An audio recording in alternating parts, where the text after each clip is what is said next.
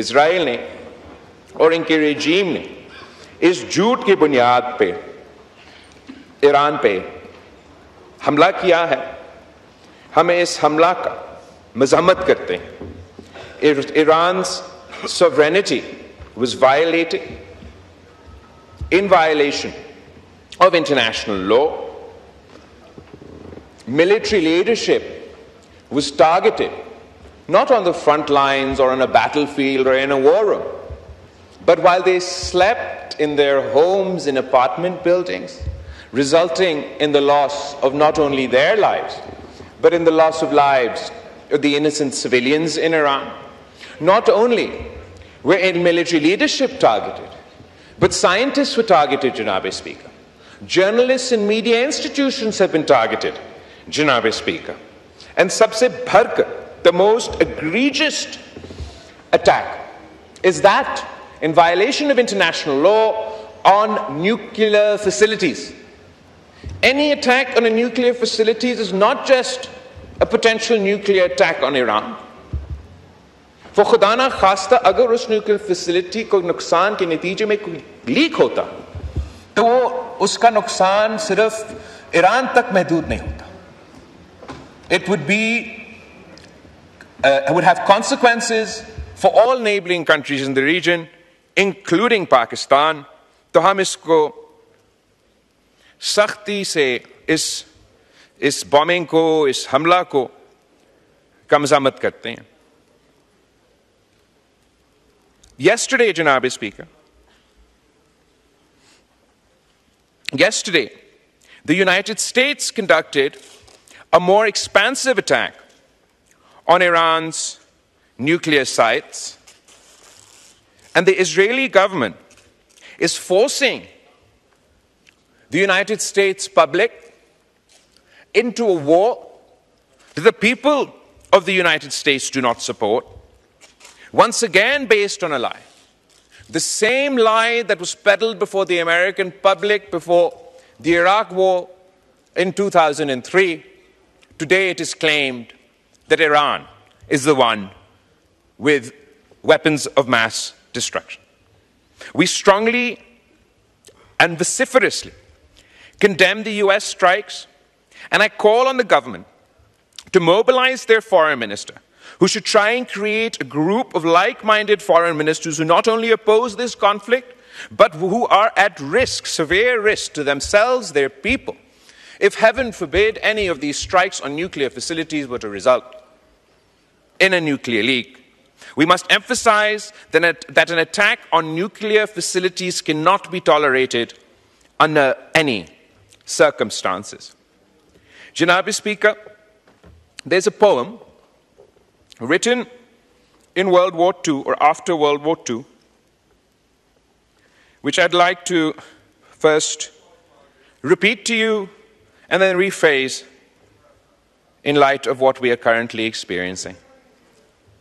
First, they came for the socialists, and I did not speak out because I was not a socialist. Then they came for the trade unionists, and I did not speak out because I was not a trade unionist. And then they came for the Jews, and I did not speak out because I was not a Jew. And then they came for me, and there was no one left to speak out. ये एक pome है, और जिस शख्स ने इस pome को लिखा वो पहले उस रिजीम का नाजी रिजीम का एक हमायती था, फिर क्रिटिक बना और आखिरकार उसको भी कंसंट्रेशन कैंप में डाला गया. इस अक्टूबर से लेके since October last year, we've seen a genocidal, apartheid imposing, expansionist regime conduct an ever-expanding war, which has the potential to drag us all towards World War III. This time, first they came for the Palestinians, but the world did not speak out because they weren't Palestinian. Then they came for the Lebanese, but we did not speak out because we were not Lebanese. And then they came for the Yemenis, but we did not speak out because we're not from Yemen. And now they have come for Iran. If we do not speak out, Mr. Speaker, there will be no one left when they come for us. The Israeli regime's aggression across the region must be stopped. We want to see the day where we can all live in peace. And we can only start working towards that peace if the Netanyahu regime is stopped from its illegal war with Iran, forced to abide by the terms of its withdrawal and ceasefire in Lebanon, and end its apartheid and genocide on Palestinian lands. As it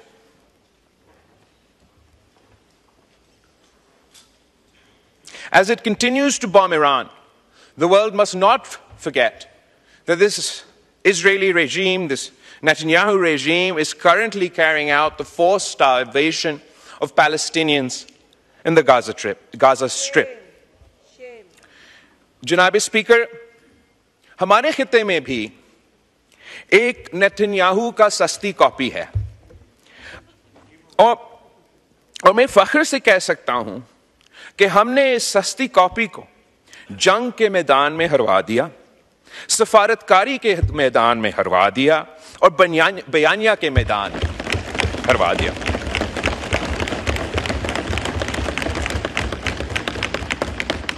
वज़ीर आज़म साहब ने और सदर मुमलिकत ने मुझे और हमारे committee को एक अहम जिम्मेदारी दी, और हम फ़ख्र के साथ कह सकते हैं कि जहां हम गए हमने पाकिस्तान का मौक़िफ़, पाकिस्तान का बयानिया पेश किया, और जहां जहां हम पहुंचे वहां पीछे पीछे उस सस्ती कॉपी का भी नुमाइंदे पहुंचे, वो भी अपना मुल्क का बयानिया, अपना मुल्क का मौक़िफ़ लेकर आए.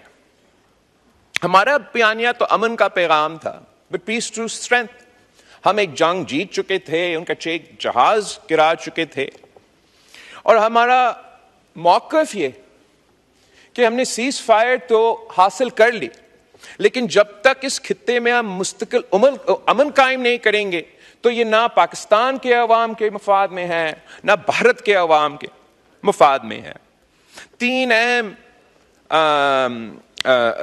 तीन अहम इश्यूज हैं जिस पे हमने आवाज उठाए.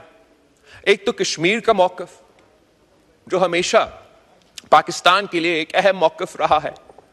कश्मीर के अवाम की जो उम्मीदें हैं, जो उनका हक है, जहां तक यूनाइटेड नेशंस की रेजोल्यूशंस के मुताबिक, उस पे ना सिर्फ हमने बात किए, मगर अगर आप पिछले हुकूमत का 2019 में जब कश्मीर का हमला हुआ और उनका वज़ीर आज़म यहाँ खड़ा था, मैं उधर बैठा था, और हम सब ने देखा कि उसकी रिएक्शन में हमारा वज़ीर आज़म साहब ने उस वक्त कहा कि मैं क्या करूं, आप क्या चाहते हो कि मैं भारत के साथ जंग छेड़ दूं? अगर मेरा अल्फाज आपको गलत लगे, आप वो रिकॉर्डिंग देख लें. रिकॉर्डिंग हम सब ने ये देखा कि वज़ीर आज़म साहब ने उठ के कहा कि मैं क्या करूं, आप क्या चाहते हो, मैं जंग छेड़ दूं. लेकिन मैं फख्र के साथ कह सकता हूं कि इस दफा जब कश्मीर पे हमला हुआ, जब पाकिस्तान पे हमला हुआ, भारत के तरफ से हमला हुआ, तो पाकिस्तान डरा नहीं, झुका नहीं, हमने जंग की, और वो जंग जीत चुके.